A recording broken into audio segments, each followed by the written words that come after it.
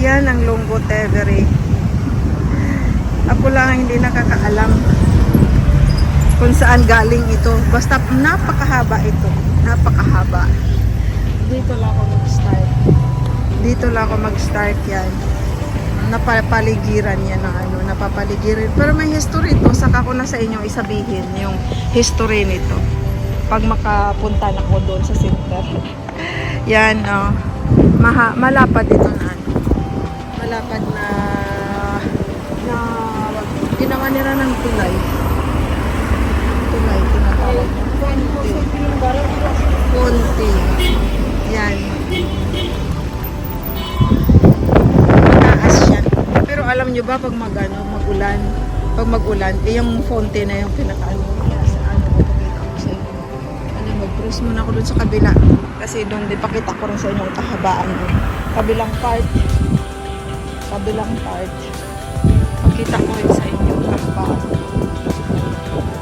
Tapos, may history ko. Saka ko na sabihin sa inyo. Ikwento sa inyo ang history ng Lungo Tevere na to. Tinatawag nila Lungo Tevere kasi napakalunggo nga, napakataas. Ay, may tram. Sasakay ako dyan. Yan siya, oh. Diba? Ano yan siya? Oh. Itong Lungo Tevere, yun ang nagkukunik ng ano, papunta sa center. Papunta sa center ng ano, ng Roma. Kasi doon sa part na yun, mga bundok-bundok na yun doon. Hindi na ako pwede. May ano pero hindi na ako pwede. Sa part na yun doon, bundok-bundok na yun doon. Yan. Dito, yan ang Lungo Tevere. May history yan siya. Saka ko na sabihin sa inyo ang history. Ay. Dito tayo sa lilim kasi mainit. Dito ako. Napakainit. Dito lang ako sa lilim. May tram pa na. Saan kaya ang pirmata ng tram? Sige na. Yan ang Lungo Tevere. Nakita nyo. Ano, may mga bahay-bahay yan dyan. Yan. Kasi ngayong mga summer, yung mga bahay-bahay na yan, pwede yan dyan, o bababa yung mga tao dyan, bababa. Mag-party-party, pwede ka mag-party-party dyan. Ang Lungo Tevere na yan, ang haba yan. Yan, tingnan mo mga ano na yan, ang mga arko-arko. Tingnan yung arko na yan, o yan. Ang arko na yan, yan. Ang dali, ah. Yan ang arko na yan. Ang kataasan ng Lungo Tevere ay 10 feet to 20 feet. Pero pag maulan yan, halos anong year ba yun? Na umulan. Umulan ng malakas ilang araw. Yung arko na yan, malapit na yan maabot. Malapit na yan maabot ng tubig. Tapos yung mga bahay na yan, nagka-kuan-kuan na yan, oh. Ano yan siya? Ay, Vigilidad Foco yan. Ano yan siya? Ano yan?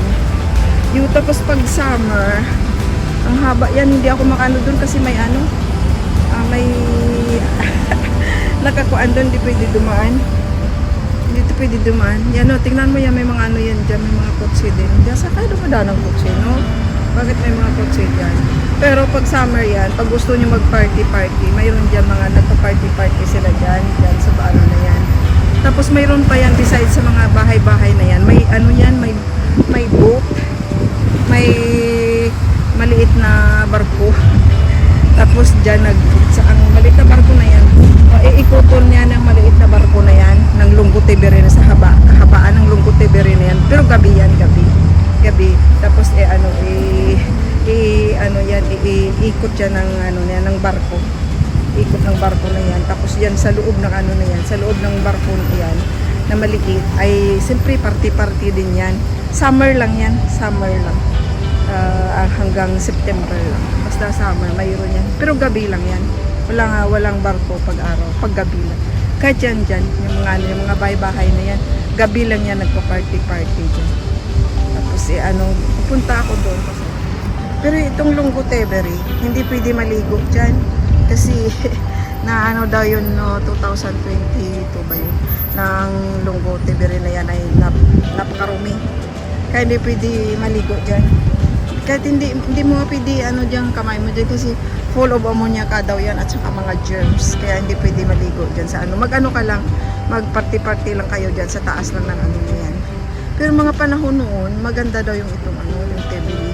Pag makaano ka daw dyan, pag maligo daw dyan, nakakagaling noon. Mga panahon, mga 129 AD, mga 129. Pero ngayon, napakarumi na yan. Hindi na pwede paliguan. Tapos itong Lunggo Teberi, ito, nagkukunik ito sa center ng Rome. From neighborhood daw ito ng Vatican. Hindi, alam niyo naman ang Vatican ay small city. Kaya itong neighborhood ito ng Vatican City ang yung Teberi. Tapos ito ang nagkukunik sa center ng Rome, ang Lunggo Teberi. Andito rin ako. Sa mainit na panahon naglalaag-laag. Yan. Ayan.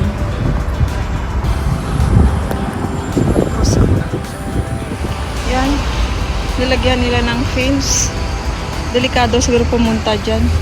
Mayroon nag-ano dyan, no? Pwede dyan magkuhan yung mga tao pag summer. Yan, no? May space. Tapos itong itong Lunggo Teberi na to, ang mga nang i-develop nila ito, yung Lunggo Teberi. Hindi nakikita. May mga kahoy. Mamaya, ko na lang. Ito yung parang to sa lobby ng Lunggo Teberi. Pero hindi pwede dumungaw dyan. Yan Lunggo Teberi dyan. Nakakita niya. Hindi pwede dumungaw. Kasi may fence. Baka delikado. Tingnan mo pwede dyan may mga dyan. Pero ito noon i-develop itong Lunggo Teberi. Ayan, may mga bahay-bahay doon. Nakita nyo doon. May mga bahay-bahay. Yan kasi pag mag-party-party pag gabi. Masarap dito masarap dito magpasyal pag gabi. Kasi yung mga bahay-bahay na yan, may mga ilaw yan. Tapos may mga taong dyan. Nagpa-party-party. Maganda ito pasyalan pag gabi.